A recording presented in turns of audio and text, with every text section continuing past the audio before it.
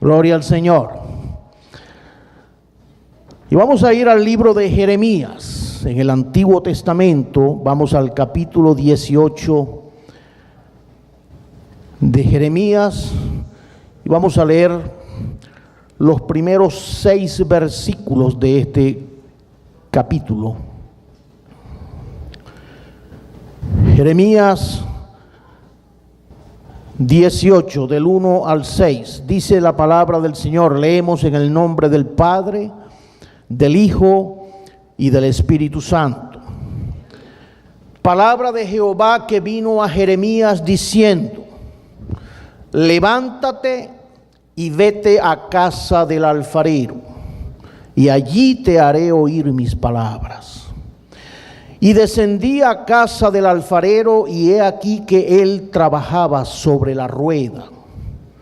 Y la vasija de barro que él hacía se echó a perder en su mano, y volvió y la hizo otra vasija, según le pareció mejor hacerla. Entonces vino a mí palabra de Jehová diciendo: no podré yo hacer de vosotros como este alfarero, oh casa de Israel, dice Jehová. He aquí que como el barro en la mano del alfarero, así sois vosotros en mi mano, oh casa de Israel. Señor, gracias por tu palabra. Bendícela, Señor, en nuestros corazones. Añade vida eterna, Señor, a nuestras vidas, y alcanza a aquel que todavía, Señor, no ha sido alcanzado por tu gracia, tu amor y tu misericordia. En tus manos encomendamos todo esto en el nombre de Jesús. Amén. Mi tema: barro en manos del alfarero. Y quiero seguir en la línea que he venido trayendo en las últimas, creo que, si mal no recuerdo, 2 semanas. He estado hablando de algunas parábolas del Nuevo Testamento. ¿Recuerdan? Primero hablamos acerca de la parábola de la higuera estéril, y recientemente hablamos acerca de la parábola del hijo pródigo. En esta oportunidad vamos a hablar de otra parábola, pero es una parábola ya del Antiguo Testamento, del tiempo de uno de los grandes profetas que dio la tierra de Israel, el profeta Jeremías. Y haciendo alusión al texto que acabamos de leer, vemos la alfarería. Cuando se habla del alfarero y se habla del barro, inmediatamente nuestra mente se traslada hacia un arte milenario, un arte que se ha trabajado durante milenios, lo que es la alfarería. La alfarería es un antiguo arte de elaborar vasijas de barro o de cerámica. Son procesos más o menos similares, donde el alfarero toma el barro en sus manos y empieza entonces a amasar el barro. Ha usted trabajado, creo que por aquí hay alfareros, ¿verdad? Aquí está la hermana Rosalba, que ha trabajado la alfarería. Y es un proceso donde hay que llevar la masa, el barro, a una textura para entonces poder ser maleable, poder ser manejable en manos del artista, del artífice, del que está entonces elaborando las vasijas. El barro ya amasado, revuelto y blando, entonces se coloca en la rueca, en la rueda, en la máquina donde se hace el adorno, el jarrón o la vasija. La rueda, el instrumento donde se coloca ese barro, y girándolo se le da forma al barro, la forma que el alfarero quiera. Y por último, dentro de este proceso de elaboración está entonces el horno.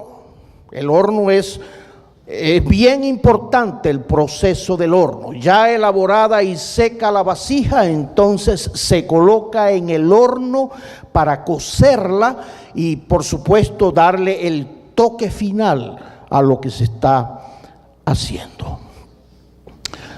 Cuando vemos este contexto a la que se remite el Señor, nos lleva a nosotros entonces a pensar definitivamente quién es el artista o quién es el alfarero. Dios es el alfarero. ¿Cuánto lo creen? Aleluya. Él es el arquitecto de todo lo que existe, de todo lo que hay. Él es el diseñador de todo lo que nosotros podemos contemplar. Y qué lindo es cuando nosotros podemos reconocer la obra de Dios en todas las cosas. Mire, nosotros nos hemos estado regocijando en estos días viendo la obra de Dios en unos pajaritos. Pusimos ahí un comedero de pajaritos, mire, y eso se pelean, ahí esos revolotean los pájaros alrededor del comedero que le pusimos. Y yo viendo eso tan simple, uno dice, bueno, unos pájaros hay por todos lados, hay pájaros bravos, hay muchos, pájaros vivos. Pero cuando uno ve la obra de Dios en detalles así, uno dice, wow, qué maravilloso es Dios, qué maravillosa es la obra de Dios, qué magnífica obra ha realizado Dios a través de la creación. Dios es el artesano, Dios es el alfarero, el que elabora entonces las vasijas, las ollas de barro que están contemplados en esta parábola que estamos tratando de analizar. Nuestras vidas están en las manos de Dios. ¿Cuánto lo creen? Nuestras vidas están en las manos del Señor. Y tal vez muchos hemos aprendido esto un poco tarde en la vida. Hay gente que se resiste a esa verdad y a ese principio. Hay gente que es muy yoísta, muy individualista. La gente que piensa que puede subsistir y puede hacer todas las cosas sin necesidad de Dios. Estaba viendo ayer un comentario de algún artículo que estaba leyendo y había alguien comentando, haciendo burla de la existencia de Dios y blasfemando, o sea, llamando como ignorante a todos aquellos que han fijado su mente y su esperanza en un Dios imaginario y ficticio, según el comentario de esa persona. Y yo leía eso y decía, wow, qué triste, qué triste. Y llegará el día donde esa persona tendrá que comparecer ante una realidad, ante el Dios que le dio la vida. ¿Y con qué se presentará? O sea, ¿qué dirá? Bueno, ya sabemos las consecuencias de las personas que toman decisiones en la vida lejos de Dios.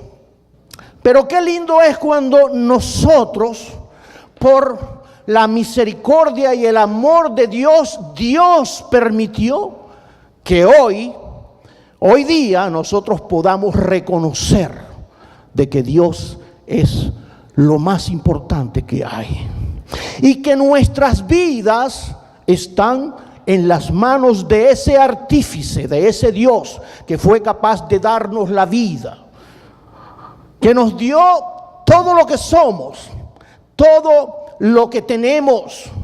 Me gozaba escuchando el testimonio de nuestro hermano Charles, de ese Dios de provisión, de ese Dios que cumple su palabra, de ese Dios que le da respaldo a su palabra. La lógica no es que nosotros demos los últimos recursos que tengamos porque se nos acaban, eso dice la lógica y la razón, pero el principio de Dios es al revés. Dios nos manda entonces a hacerlo no a la manera de la lógica, de la razón, sino a la manera de Él, y entrar entonces, ponernos en las manos del alfarero, del artífice, y creerle, y empezar entonces nosotros a conocer un mundo desconocido para nosotros. Y qué lindo es cuando esas experiencias empiezan a formar nuestro corazón, empiezan a formar nuestro pensamiento, empiezan a formar nuestra fe, nuestra pequeñita fe. Porque si tuviéramos fe como el tamaño de un grano de mostaza, ¿qué dice la Biblia? Mire que las montañas de Kennesaw se desaparecerían. ¿Aló? Pero esa pequeña fe que tenemos es suficiente para nosotros entrar en la obediencia a la que Dios está llamando a su pueblo, que Dios llama a sus hijos. Dios es el alfarero. Nuestras vidas están en las manos de Dios. Hay un texto en Isaías 64:8 que dice: ahora pues, Jehová, tú eres nuestro Padre, nosotros barro, y tú el que nos formaste, así que obra de tus manos somos todos nosotros. Aleluya. Somos la obra de sus manos. ¿Cuántos alaban a Dios? Alabe a Dios, denle un aplauso a Dios, porque usted es obra del alfarero. Dios le dio forma a usted, Dios le dio la vida. A veces renegamos de lo que somos, o del apellido que tenemos, o del país donde nacimos, o de la familia que me tocó. Y a veces, oye, quisiéramos haber nacido en otro lugar, o quisiéramos ser parte allá de la familia real, esa que le corre la sangre azul. Yo no sé de dónde sacaron eso de la sangre azul, porque cuando se cortan sale roja. Pero bueno, ellos se los creen. Pero qué lindo es cuando nosotros reconocemos de que la vida nos las ha dado Dios, el artífice, el alfarero de nuestra vida. Dios, el alfarero, tiene un plan para cada uno de nosotros. ¿Cuántos lo creen? Créalo. Dígale al que está a su lado: Dios tiene un plan para usted. Dios tiene un plan para ti. Mire, esa confesión es una confesión real. Dios tiene un plan para cada uno de nosotros. Y a veces decimos: ¿y cuál será? ¿Verdad, Leo? ¿Y cuál será ese plan? Porque a veces como que no conocemos, no sabemos todavía qué es lo que Dios espera de nosotros. Pero definitivamente Dios tiene un plan para cada uno de nosotros. Y de ahí viene entonces la aplicación el comienzo de la aplicación de esta parábola del Antiguo Testamento, que tiene una profundidad tremenda, que tenía una connotación profética nacional para el momento que vivía Israel, en el momento en que Dios se la da al profeta Jeremías. Israel, lamentablemente, el corazón del profeta se había entristecido. Jeremías lloraba delante del Señor al ver la condición espiritual a la que estaba sumida el pueblo de Dios, el pueblo que había recibido las promesas de Dios, el pueblo que había visto la gloria de Dios en otros tiempos, el pueblo que había sido formado en los principios espirituales y que estaban viviendo en una condición terrible espiritual. Qué tremendo es cuando el hombre aparta su mirada de Dios. Qué tremendo es cuando lo máximo de la creación de Dios le da la espalda al Creador. Qué tremendo es cuando el hombre no reconoce a Dios como el Señor de todas las cosas. Qué tremendo es. Por supuesto, el hombre en su condición caída no puede reconocerlo. ¿Sabe por qué? Porque nosotros estábamos en la misma situación. Cuando no conocíamos a Cristo, vivíamos a espalda de Dios. Nos era igual, indiferente éramos hacia las cosas de Dios. Y pensábamos que hablar de Dios o de las cosas de Dios era cosa religiosa y era para las viejitas y para los viejitos. Y a veces uno puede pensar, no, yo cuando esté viejito, entonces yo sí voy a acercarme a Dios, cuando esté viejito. Porque de jovencito no necesito a Dios. Y ese pensamiento tremendo lo lleva al hombre a apartarse el principio más maravilloso que hay en la palabra del Señor, el poder conocer el propósito para lo cual Dios nos dio la vida. Dios tiene un plan para cada uno de nosotros. El alfarero tiene un plan perfecto para el barro. Pero ¿sabe una cosa? El barro tiene que ser moldeado. El barro tiene que ser trabajado.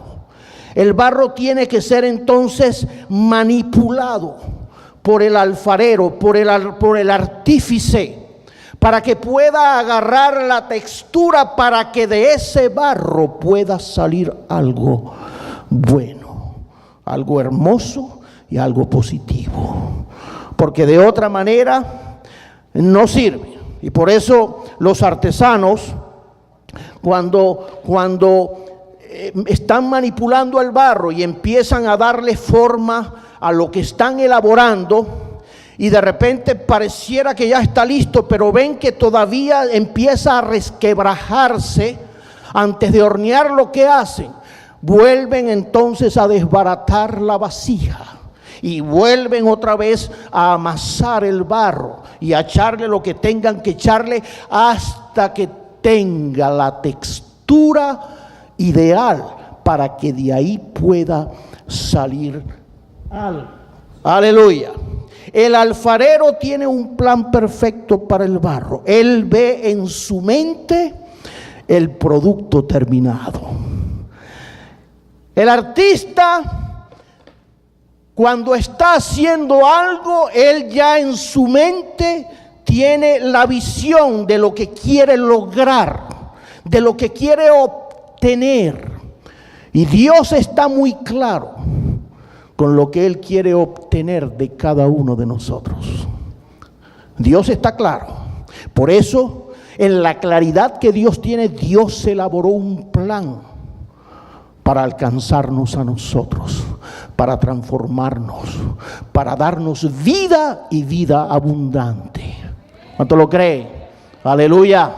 Para que de nosotros entonces Dios pueda obtener lo mejor que Él espera de cada uno de nosotros. Por eso el plan de salvación, por eso entonces el proceso de Dios. Por eso mire, la conversión no es nada automático, que una persona se convierte hoy y ya mañana está consagrado con todos los grados habidos y por haber.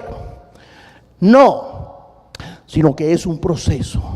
Nos convertimos al Señor, abrimos nuestro corazón, tenemos la experiencia con Dios y empieza entonces un proceso que dura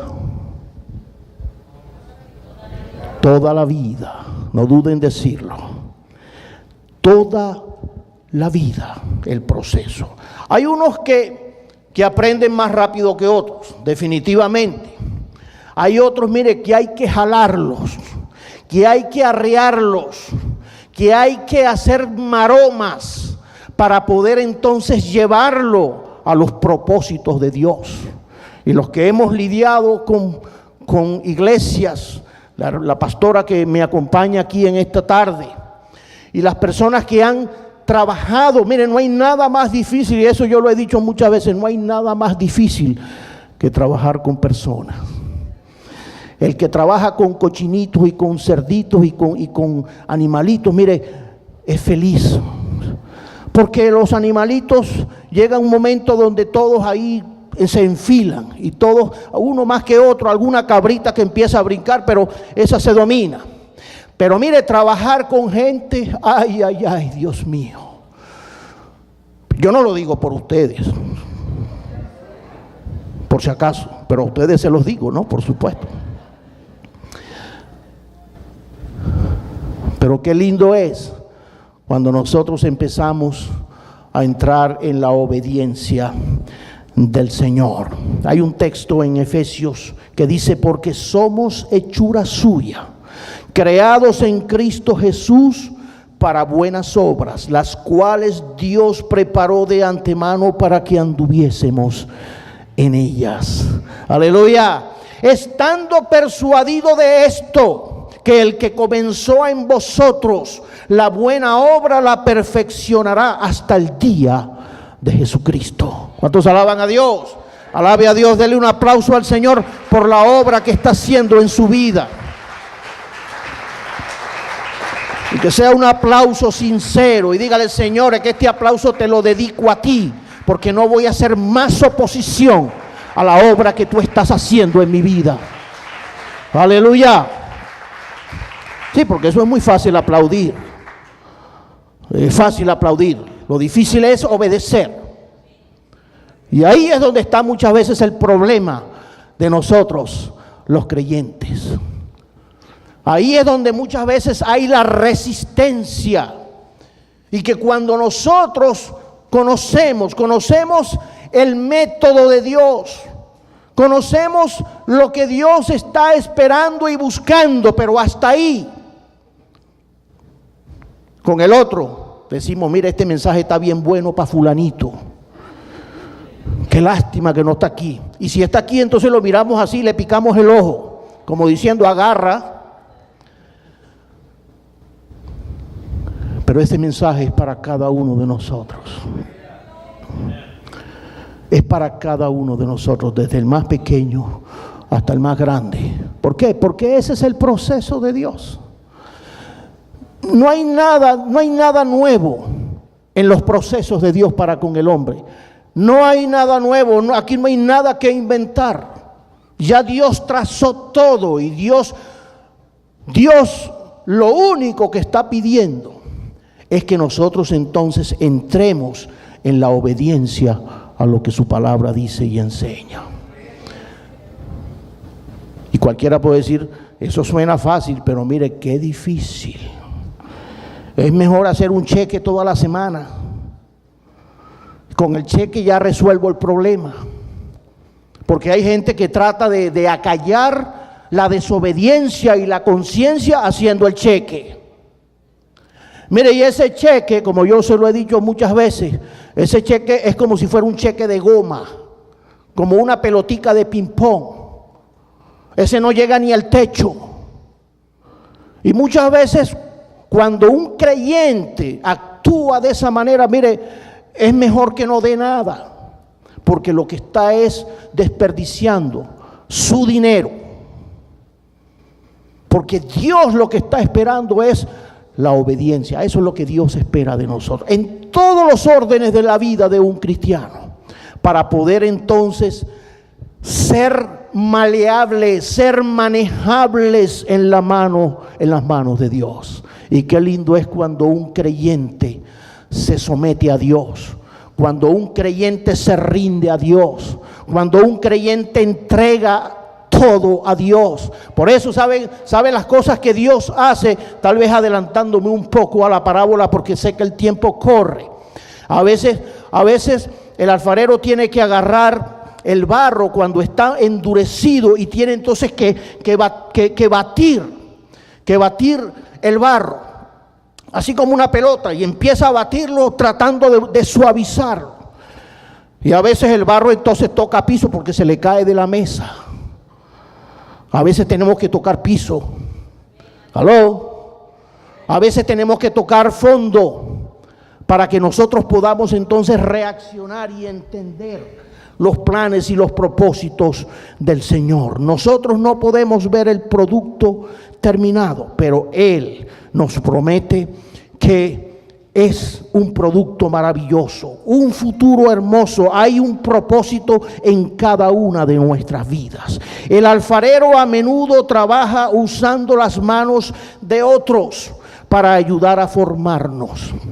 Las manos tal vez de nuestros padres, las manos de familiares o de maestros o de otros creyentes, inclusive hasta de los mismos enemigos. Dios los utiliza para trabajar en nuestro proceso de formación y de crecimiento. Aleluya. Dios es el alfarero, nosotros somos el barro. Amén. Nosotros somos esas vasijas. Los creyentes son los vasos de Dios moldeados por Él para contener el tesoro del Evangelio. Hay un texto en 2 de Timoteo que dice: pero el fundamento de Dios está firme. Teniendo este sello, conoce el Señor a los que son suyos, y apártese de iniquidad todo aquel que invoca el nombre del Señor, el nombre de Cristo. Pero en una casa grande no solamente hay utensilios de oro y de plata, sino también de madera y de barro. Y unos son para usos honrosos y otros para usos viles. Así que si alguno se limpia de estas cosas, será instrumento para honra, santificado, útil al Señor y dispuesto para toda buena obra. Aleluya. Los seres humanos, yo decía en la enseñanza que estaba dando el miércoles, o en la aplicación que le dimos al estudio de lo que estábamos haciendo, que los seres humanos están hechos de barro. El barro es polvo mezclado con agua. Somos polvo. ¿Saben la composición del cuerpo humano? Hay 12 elementos químicos que forman el cuerpo humano. Dicen que entre el 65 al 70% del cuerpo es agua, H2O. Tenemos un alto porcentaje de oxígeno, un 18% aproximado de carbono. El hombre es 10% de hidrógeno, 3% de nitrógeno, 1.5% de calcio, 1% de fósforo, 0.25% de potasio, 0.25% de azufre, 0.15% de sodio, 0.15% de cloro, 0.05 de magnesio y 0.006 de hierro. Eso somos. ¿Aló? Dice: pastor, no me insulte. Pero el polvo, la composición de nuestra naturaleza biológica, física, es eso. Fuimos hechos del polvo. Y cuando se analiza esto, si eso se pusiera, entonces le diéramos valor a estos porcentajes de estos minerales, mire, a todos nos sobraría dinero, porque simplemente con pocos dólares pudiéramos comprar lo que somos en nuestra composición física. Pero digo esto porque el Señor nos habla a nosotros de que somos barro en sus manos. Esa es la realidad. Y que el hombre y que el barro por sí mismo no puede elaborarse a sí mismo, sino que necesita de un artesano, necesita de un alfarero, necesita de alguien que trabaje en ese barro que somos. Y esa enseñanza nos lleva entonces de que necesitamos entender de que Dios está dispuesto a laborar en nuestras vidas, en nuestros corazones. Si Dios ha llegado a nuestras vidas, si Dios nos ha alcanzado, mire, lo ha hecho ¿para qué? Para que nosotros podamos ahora someternos a la soberanía de Dios, a los propósitos de Dios, a los planes que Él tiene diseñado para cada uno de nosotros. Aleluya. Pero qué tremendo es cuando resistimos eso. Qué tremendo es cuando pasamos años en los caminos del Señor, en la iglesia. Somos parte de una iglesia y estamos metidos en los comités y somos parte de esto y nos involucramos en muchas cosas, pero todavía no hemos rendido lo que Dios está esperando que rindamos delante de Él. Y ahí está el problema. A veces es como quisiéramos empezar a construir la casa por el techo. Y una casa no se puede empezar a construir por el techo. Para construir la casa hay que comenzar por las fundaciones, por las bases, por lo que le va a dar solidez a eso que vamos a levantar. Para que entonces cuando venga el vendaval, cuando venga el tornado, el viento fuerte, pueda permanecer delante de las calamidades que a veces trae la vida. Aleluya. Por eso la importancia de nosotros entender. La vida entonces es esa rueda donde se pone el barro. La rueda gira con rapidez. La velocidad la controla es el alfarero. Nuestras vidas no la controla ni la suerte ni la casualidad. La casualidad, yo siempre he dicho que es el seudónimo con que Dios firma las cosas. Y a veces decimos, oye, qué casualidad, mira que me encontré con fulanito de tal y mira lo que me dijo. No hay casualidades en Dios. No hay casualidades en la vida de sus hijos. Hay cosas que vienen a nosotros porque Dios las está permitiendo. Dios nos habla de diferentes maneras. Si no entendemos de una manera, Dios lo va a hacer de otra manera. Hasta una mula nos puede hablar, así como pasó con Balaán, que Dios hizo hablar a un animal para hacer entrar en razón al hombre. Porque Dios utiliza cualquier cosa para que nosotros reaccionemos y para que nosotros entonces abramos los ojos y podamos entender cuál es la firme voluntad de Dios para nuestras vidas. ¿Están conmigo? Aleluya. Dios habla de diferentes maneras y me encanta cómo comienza el libro de Hebreos, cuando habla de que Dios se manifestó de muchas maneras en el pasado y ahora lo hace a través del mensaje contundente de su Hijo Jesucristo. Aleluya.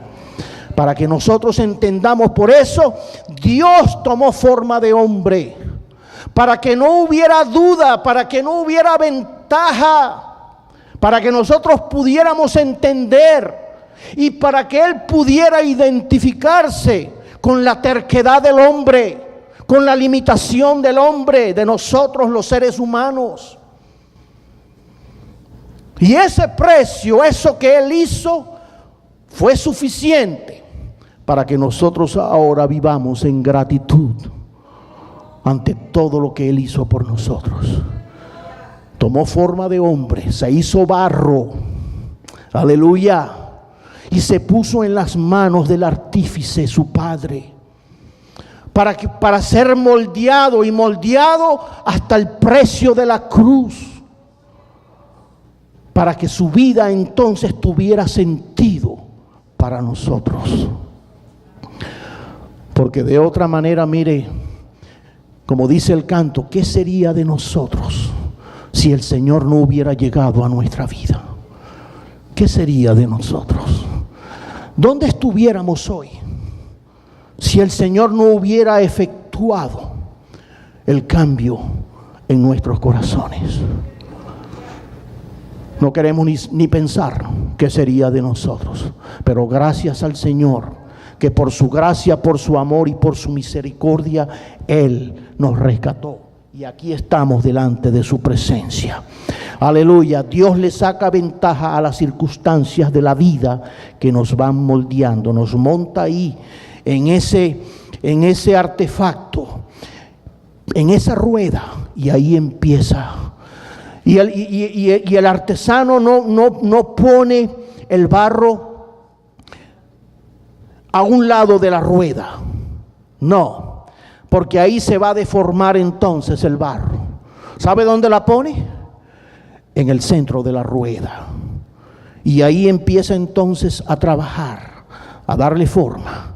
en el centro, en el centro de su voluntad, en el centro de su mejor intención, en el centro de lo que Él quiere elaborar en el corazón de cada uno de nosotros. Dios tiene que estar en el centro de nuestros pensamientos y de nuestras vidas.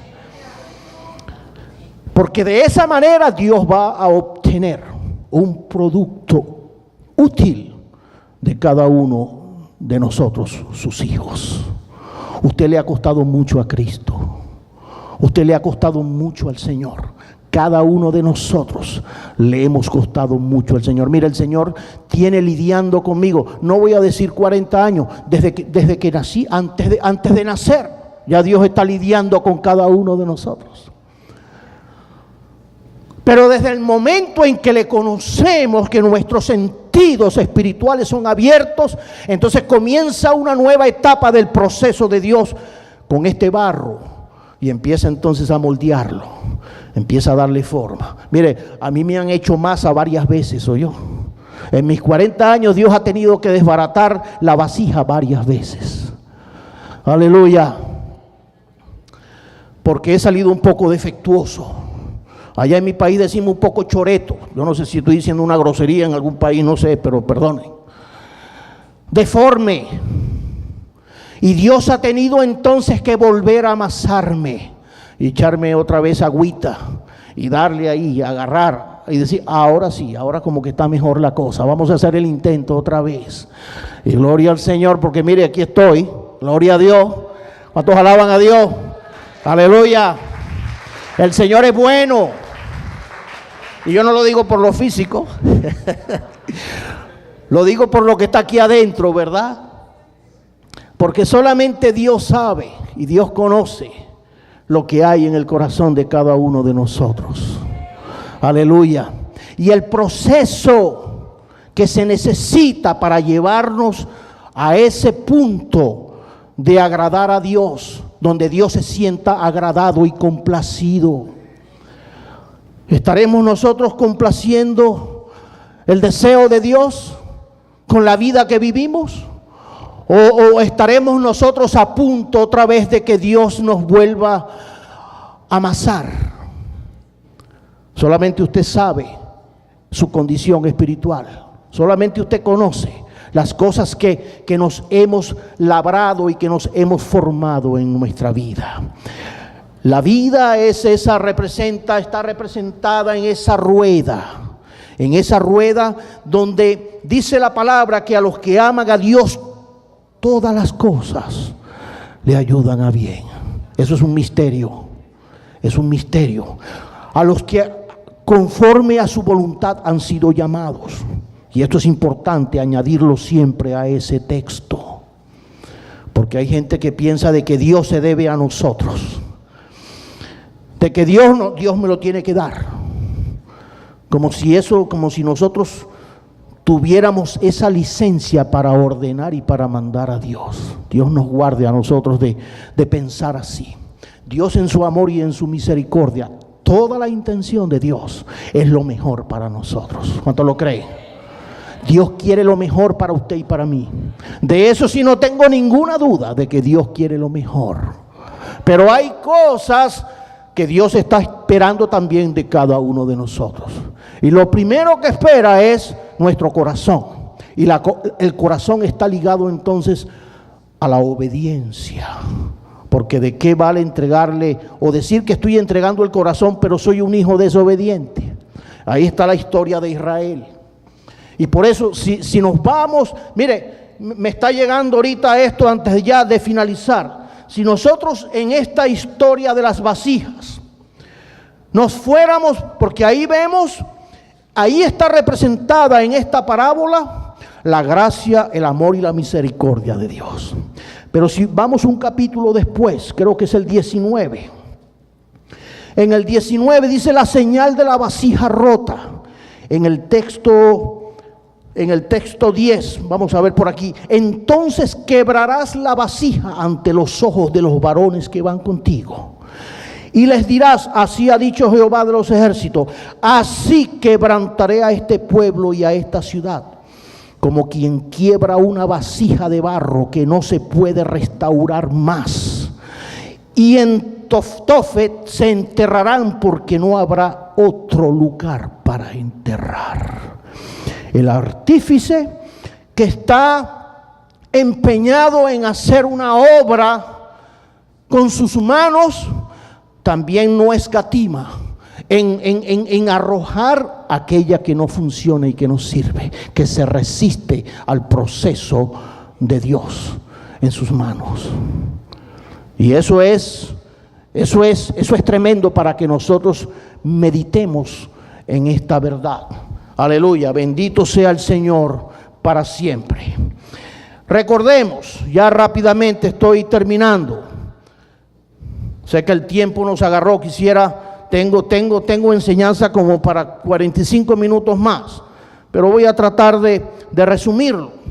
Y vemos de la manera como Dios nos los deja plasmado en historias bíblicas. Si fuéramos, por ejemplo, a analizar la vida de José. La vida de José, la manera como fue procesada la vida de José. El José del Génesis, no el que está sentado aquí. Bueno, yo sé que el que está sentado aquí también Dios lo está procesando, ¿no? Todos los José y todas las María y todos los Rafael y todos estamos en el proceso. Pero el José de la Biblia, que conocemos la historia, podemos ver, wow, qué tremendo, mire qué injusticia se cometió con ese joven José. Aleluya, pero si vemos el desenlace final, si vemos entonces lo que Dios estaba mirando y lo que Dios estaba formando cuando aquel muchacho estaba en prisión injustamente, Dios estaba mirando el producto final de José. Y ya lo estaba mirando, ya lo estaba visualizando como el José que tendría entonces la gracia de Dios en su vida, cuando a través de él, mire, el mundo antiguo sobrevivió de una grande hambruna por la gracia y la misericordia que Dios puso en aquel José que fue procesado en las manos de Dios. Eso es por poner simplemente un ejemplo. Hay muchos más. Está el caso de Elías. Está el caso de Jesús, cuando tuvo que pagar un precio, cuando llegó la noche en que Él iba a ser entregado y que Él tuvo que tragar grueso ante lo que se le venía. Pero fue necesario ese proceso para que entonces nosotros pudiéramos recibir la gracia y la bendición de Dios en nuestras vidas. Aleluya. Recordemos lo siguiente: va a haber oposición al cambio que el alfarero va a producir en el corazón del barro. Va a haber oposición del diablo, del mundo, en lo que Dios quiere hacer en el corazón de sus hijos. El diablo va a tratar de que aceptemos el pecado como algo normal y va a tratar de desviarnos de la mirada, del punto a donde Dios nos quiere llevar.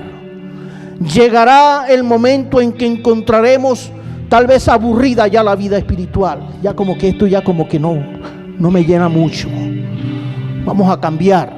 Hay unos que dicen, no, vamos a cambiar, vamos a buscar otro ambiente.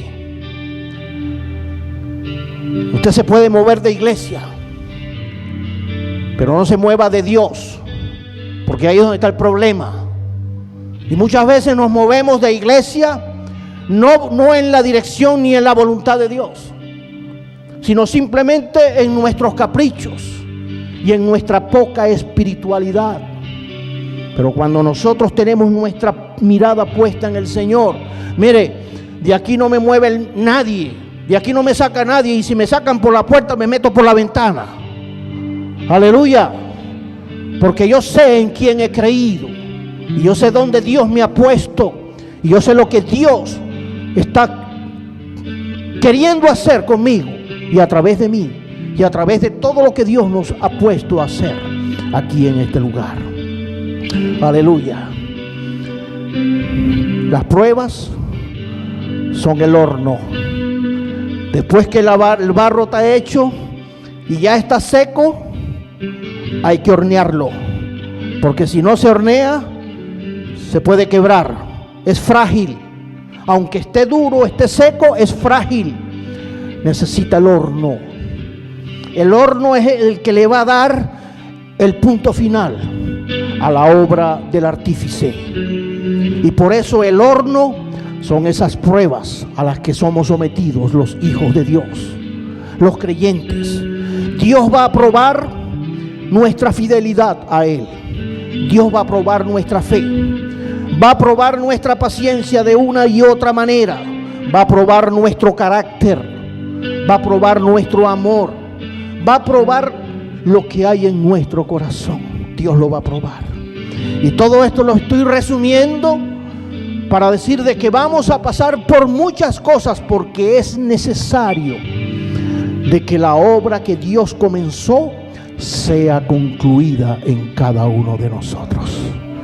Que el Señor nos ayude en este proceso y que esta parábola que estamos analizando sea el principio de algo que nos motive a nosotros a poder ponernos serios delante del Señor, tomar las cosas de Dios en seriedad, porque hay mucha superficialidad.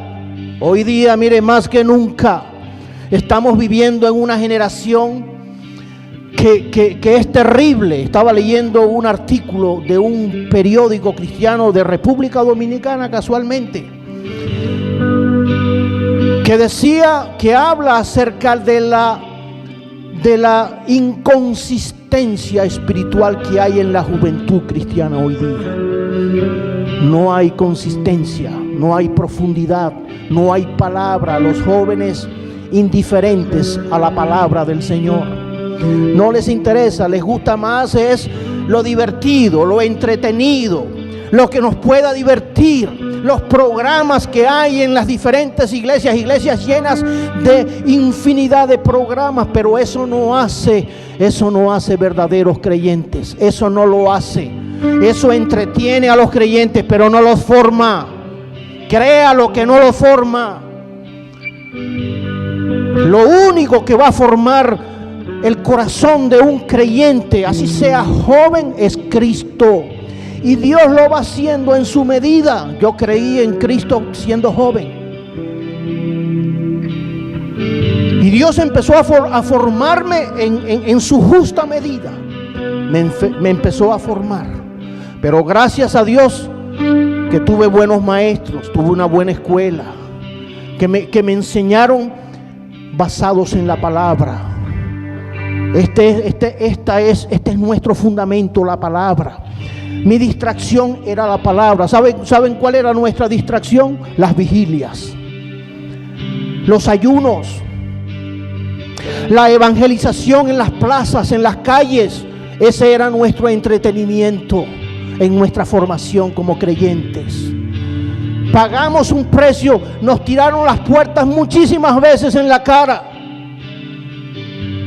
pero valió la pena.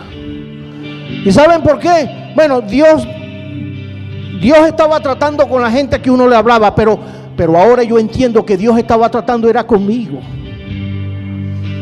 Todo aquel esfuerzo Dios lo estaba haciendo era en mí y en cada uno de nosotros. Eso es lo que Dios tiene que formar. Tenemos que entrar al horno. Nada hacemos con dejar la pieza cruda. Hay muchos creyentes crudos. Hay muchos creyentes sí, muy formaditos, muy bonitos, bien vestiditos, con su Biblia de desodorante bajo el brazo, pero no han entrado al horno. Se resisten a ese proceso. Y eso es lo que Dios quiere hacer. La única manera de nosotros poder trascender a la siguiente generación es formar a una generación en la palabra del Señor, en los principios de Dios. Una generación que se levante amando a Dios, temiendo a Dios, reverenciando a Dios, buscando a Dios. No es tiempo de jugar, no es tiempo de estar entretenidos, es tiempo de clamar. El Señor está a las puertas. Aleluya. Y la iglesia tiene que abrir los ojos. Y tenemos que despertar. Por eso a veces me da tristeza cuando los creyentes no entienden. Por decir, ¿ya creíste? Bueno, ¿qué es lo que impide que te bautices? Ay, no, pastor, es que no, yo me bauticé cuando chiquito. Entonces no has entendido. No has entendido. No ha amanecido todavía la luz de Cristo entonces en tu corazón. Porque la palabra me dice que si yo creo, entonces yo estoy llamado a entrar en la obediencia. Eso que enseñó el hermano Charles. La obediencia de mi vida, mi mayordomía es de Dios. Y estoy llamado entonces a entrar en la obediencia del bautismo. ¿Dónde es que está el próximo pozo, el próximo charco, el próximo río? Yo quiero bautizarme. Así como le dijo el etíope a Felipe.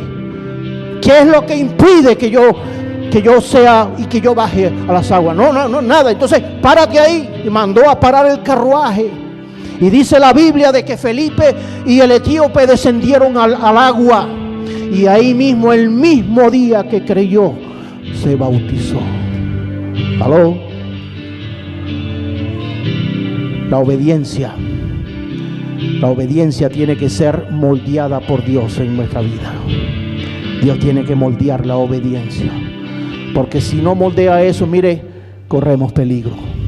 La iglesia corre peligro. Porque sabe una cosa, no hay peor cosa que un creyente desobediente. Ya nos vamos a ir. Yo sé que está haciendo calor, pero ya nos vamos a ir. Pero tengo que decirlo. No hay nada peor que un creyente desobediente. Y llega el momento donde ya Dios no lidia más con eso, sino que agarra la pieza y la desecha y hace una nueva. ¿Aló? Hace una nueva. Por eso, Señor, perdóname, ayúdame. Yo quiero entrar en la obediencia a la que tú me estás llamando. Aleluya. Job atravesó el horno del dolor, pero al final fueron multiplicados sus bienes. Los 3 jóvenes hebreos, Sadrach, Mesach y Abednego, allá cuando se renegaron delante del rey Nabucodonosor, adorar la imagen que había erigido, donde toda la nación se inclinó ante aquella estatua, y estos 3 jóvenes se resistieron a aquello. Y ellos sabían la amenaza que tenían encima, y el rey la cumplió cuando dio la orden de que el horno fuera calentado 7 veces más, y fueron arrojados al horno de fuego. Aleluya. ¿Y saben qué pasó? Lo voy a predicar el próximo domingo. Aleluya. No, déjeme decirle lo que pasó. El Señor se glorificó, porque en medio de aquella prueba, de aquel horno de fuego real que vivieron estos jóvenes, ellos pudieron ver la gloria de Dios.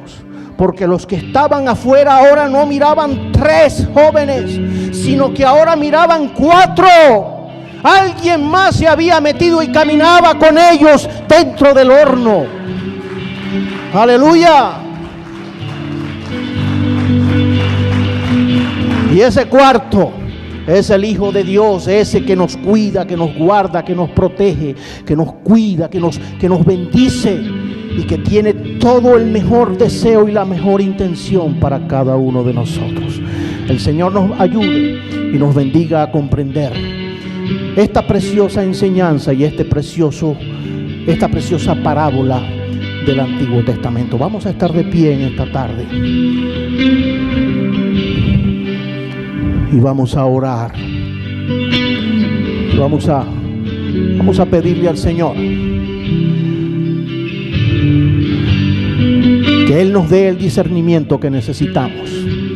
La iglesia del siglo XXI necesita discernimiento. El discernimiento nos va a llevar entonces a ordenar cosas en nuestras vidas para entrar en la obediencia que Dios está esperando de nosotros. Oremos al Señor. Amado Dios, te damos gracias en esta tarde. Gracias por este tiempo en la que podemos estar juntos, en la que podemos congregarnos, Señor, como iglesia local, donde podemos honrar tu nombre, glorificar tu nombre y tu presencia en nuestras vidas, y decirte, Señor, que te necesitamos hoy más que nunca. Gracias por esta enseñanza. Oramos, Señor, en esta tarde para que tú redargullas los corazones de cada uno de los que estamos acá y nos hagas entender, nos hagas abrir los ojos para poder contemplar tu gloria y poder entrar, Señor, en la obediencia que tú estás esperando de nosotros. Gracias te damos, Señor, una vez más. Queremos que tú recibas toda la gloria, toda la honra y toda la adoración. Antes de salir de este lugar, el Señor quiere que yo haga una invitación en esta tarde. Ahí donde tú estás, y Dios te llama para que tú pongas en orden tu casa. Hay muchas casas aquí que no están en orden. Hay muchas casas aquí representadas que no están caminando en la obediencia del Señor. Y Dios te está haciendo un llamado y una alerta para que ordenes tu casa. Ordenar tu casa es comenzando primero por ti mismo, dando tú los pasos delante del Señor, porque el Señor en todas las cosas que nos presenta tiene un orden y hay un límite, hay un punto donde ya no hay vuelta atrás. Y el Señor te llama para que en esta tarde ordenes tu corazón delante del Señor. La gracia, su amor y su misericordia están ahí a la disposición de cada uno de nosotros, pero está esperando que tú rindas tu corazón delante de Él, entregues tu vida, entregues todas esas cosas que se resisten delante del Señor, y que en esta tarde puedas tomar la victoria. Aleluya. Gracias, Señor, porque tú conoces los corazones y sabes a quién tú le estás hablando en este momento. Gracias, Señor, porque tú conoces las deficiencias que hay en cada uno de nuestras vidas y corazones. Oramos, Señor, para que tú nos ayudes a enderezar lo torcido, Señor, y que podamos poner, Señor, todas las cosas en claro delante de ti. Bendice a la iglesia, bendice a tu pueblo, bendice, Señor, a tus hijos, y permite, oh Dios, que desde este día nosotros podamos renovar nuestra comunión contigo en nuestro diario vivir. Gracias te damos por este tiempo precioso que hemos pasado. Danos tu bendición ahora, Señor, cuando nos retiramos de este lugar. Llévanos con tu paz y que podamos, Señor, estar alerta, entendiendo de que los días son malos, Señor, y de que tu venida está cerca. Que pronto, Señor, la iglesia se va, y se va, Señor, como tú lo has prometido, Señor, por siglos. Y ahí lo creemos, y lo que está a la vista, Señor, no necesita, Señor, lupa ni lentes para poder ver, Señor, lo que está ocurriendo ante nuestros ojos. Gracias, Señor, por la esperanza bienaventurada que hay en el corazón de tus hijos. Llévanos con tu paz, te lo pedimos en el nombre de Cristo Jesús. Amén y amén. Aleluya. Dios les bendiga, Dios les guarde. Salúdense en el amor del Señor, y así estamos despedidos. Allá afuera creo que hay pan para los que quieran llevar un poco de pan. Y los hermanos que van a bajar a las aguas, los que se van a bautizar, me gustaría, con los que no pude hablar en esta semana, poder hablar un momentico, breve, unos minutos, simplemente para ponernos de acuerdo. Bendiciones para todos.